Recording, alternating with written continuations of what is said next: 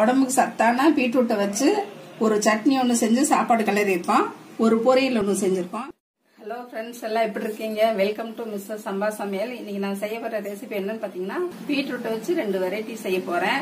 ரொம்ப டேஸ்டா இருக்கும், உடம்புக்கு ரொம்ப நல்லது. பீட்ரூட் ஒன்னு பொரியல் செஞ்சு காட்ட போறேன், இன்னொன்னு சட்னி செஞ்சு காட்ட போறேன். ரொம்ப வித்தியாசமான முறையில ரொம்ப டேஸ்டா உடம்பு ஹெல்த்தியானதா செஞ்சு காட்டுறேன்.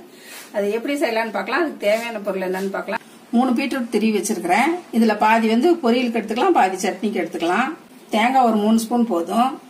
வர கொத்தமல்லி 1 ஸ்பூனு, மிளகா 1, புளி கொஞ்சம், கடலைப்பருப்பு 1 ஸ்பூனு, உளுத்தம்பருப்பு 1 ஸ்பூனு, சின்ன வெங்காயம் ஒரு 4 எடுத்துக்கோங்க. இப்போ வறுத்தரலாம் சட்னிக்கு.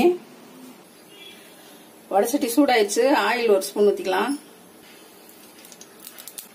கடலைப்பருப்பு உளுத்தம்பருப்பு போட்டுடலாம். கொஞ்சம் செவக்கட்டும். நம்ம எடுத்து வச்ச வர கொத்தமல்லி, மிளகா, புளியை போட்டுடலாம். எடுத்து வச்ச வெங்காயத்தை போட்டுடலாம். தேங்காய் 2 ஸ்பூன் போட்டுடலாம்.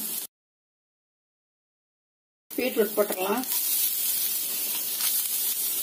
பீட்ரூட் சட்னிக்கு பாதி பீட்ரூட் போட்டிருக்கோம், மீதி பாதி பொரியலுக்கு வதக்கி காட்டுறேன்.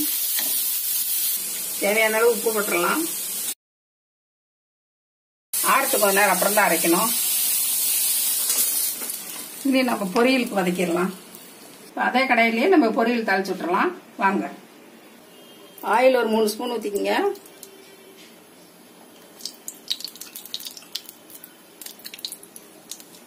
கடுகு 1 ஸ்பூன் போட்டுக்கோங்க. கடலைப்பருப்பு 1 ஸ்பூனு, ஒரு பெரிய வெங்காயம் பொடியை கட் பண்ணி, இஞ்சி பூண்டு பேஸ்ட் 1 ஸ்பூன் போட்டுக்கலாம். கரம் மசாலா தூள் 1 ஸ்பூன் போட்டுக்கலாம். நம்ம சீவி வச்ச பீட்ரூட்டை போட்டுடலாம்.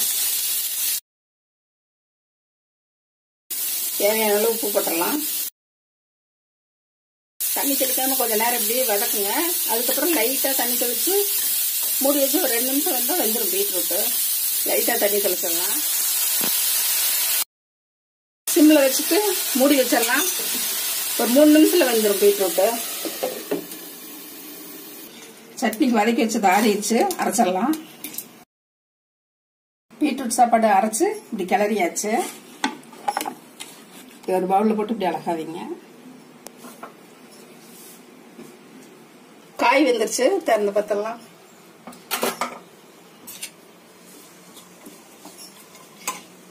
இந்த டைம்ல கடைசியா சீரகத்தூள் 1 ஸ்பூன் போடுங்க. சூப்பரா இருக்கு வாசம் பீட்ரூட் சாப்பாட்டுக்கு.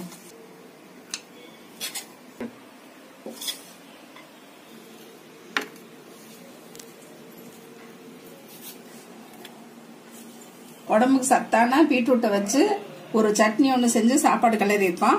ஒரு பொரியல் ஒன்று செஞ்சிருக்கோம். இது மாதிரி குழந்தைங்களுக்கு செஞ்சு கொடுங்க. ரொம்ப சத்தாவும் இருக்கும், டேஸ்டானது, குழந்தைங்க விரும்பி சாப்பிடுவாங்க. வித்தியாசமான முறையில உங்களுக்கு நான் செஞ்சு காமிச்சிருக்கேன். நீங்க எல்லாருமே செஞ்சு சாப்பிட்டு பார்த்துட்டு எப்படி இருக்குன்னு சொல்லுங்க.